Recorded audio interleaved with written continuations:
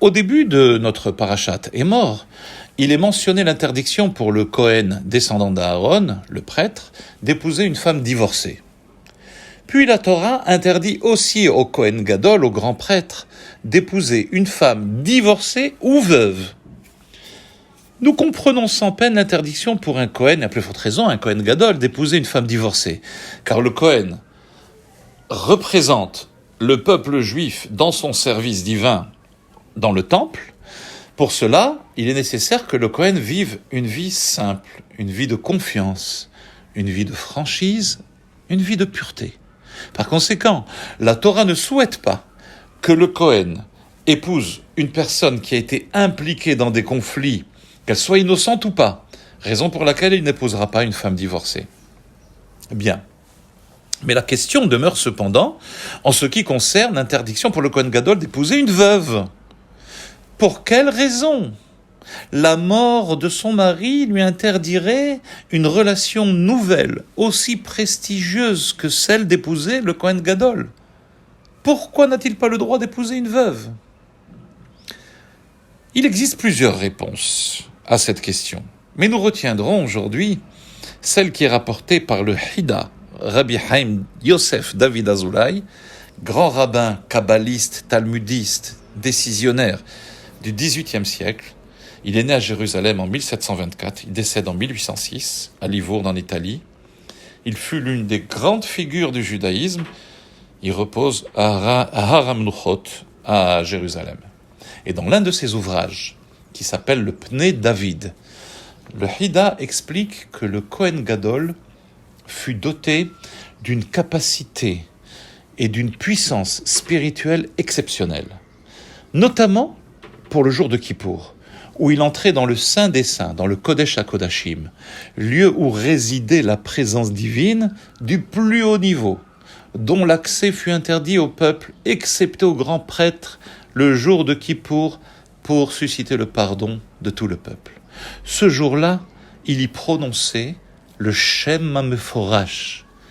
C'est le nom divin qui est composé de 72 lettres, et ce nom a un pouvoir extraordinaire pour susciter le pardon des Juifs. Selon une opinion du Midrash, c'est ce nom, le Shem HaMeforash, que Moshe avait utilisé lorsqu'il voulut tuer l'Égyptien qui frappait un Juif, le fait qui est mentionné dans la paracha de Shemot.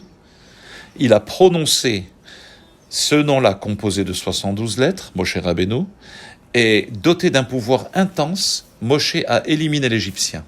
C'est ce nom de Dieu aussi que le Kohen Gadol prononçait le jour de Kippour dans le Saint des Saints. Nos sages ont volontairement cessé d'enseigner et de transmettre ce nom durant la période de la conquête romaine de Jérusalem, et depuis, ce nom a été oublié. Mais revenons à l'interdiction du Kohen Gadol d'épouser une veuve. Alors, selon le Hida, la Torah craint que le Kohen Gadol ait un penchant affectif pour une femme mariée et qu'il utilise à Yom Kippour ce nom ineffable de Dieu, le Shem HaMeforash, et qu'il provoque ainsi le décès du mari de cette femme pour qui il aurait des sentiments et se marier après avec elle. En raison de cette crainte, la Torah ordonne qu'un Kohen Gadol ne pourra jamais épouser une veuve, et même s'il le fait, cette femme lui sera interdite.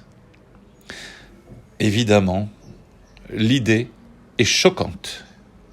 Le jour le plus saint de l'année, dans le lieu le plus saint au monde, nous craignons que l'homme le plus saint désigné pour servir le peuple pourrait abriter en lui l'envie d'éliminer un homme innocent pour épouser sa femme. Comment est-ce possible ?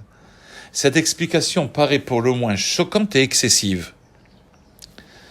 Mais à présent, voyons ce que la Torah déclare par ailleurs concernant l'entrée dans le sanctuaire du Kohen Gadol le jour de Kippour.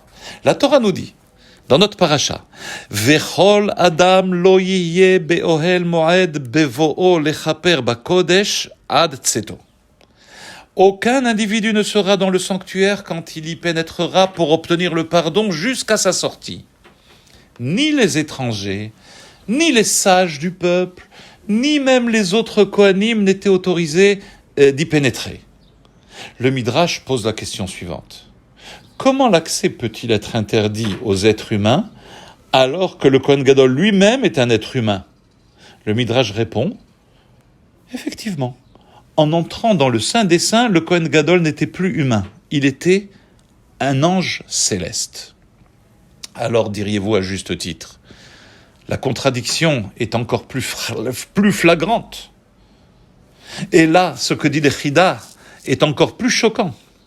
D'une part, le Kohen Gadol est soupçonné être capable de descendre dans l'immoralité d'un comportement dépravé, alors que par ailleurs, nous voyons qu'il peut atteindre le statut d'un ange céleste.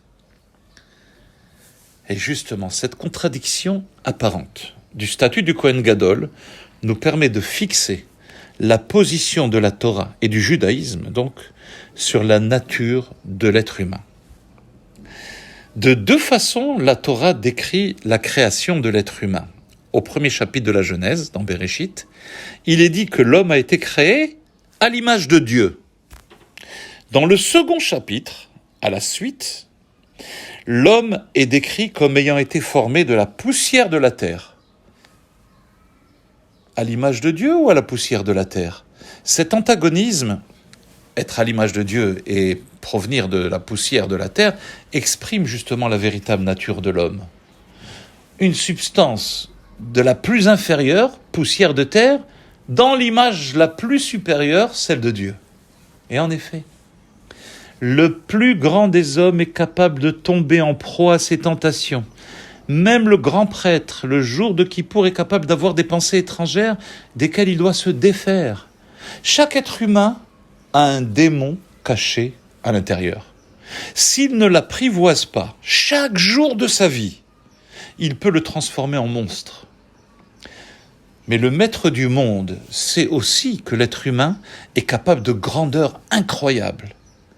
Par notre âme, par notre neshama, une étincelle divine qui est en nous, nous pouvons générer de la bonté et accéder à des idéaux saints et extraordinaires.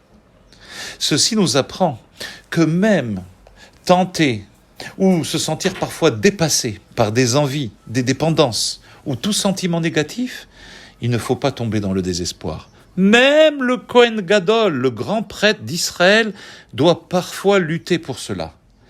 À nous de nous définir et d'atteindre nos ressources et nos forces intérieures pour ne jamais être en proie au démon qui est en nous.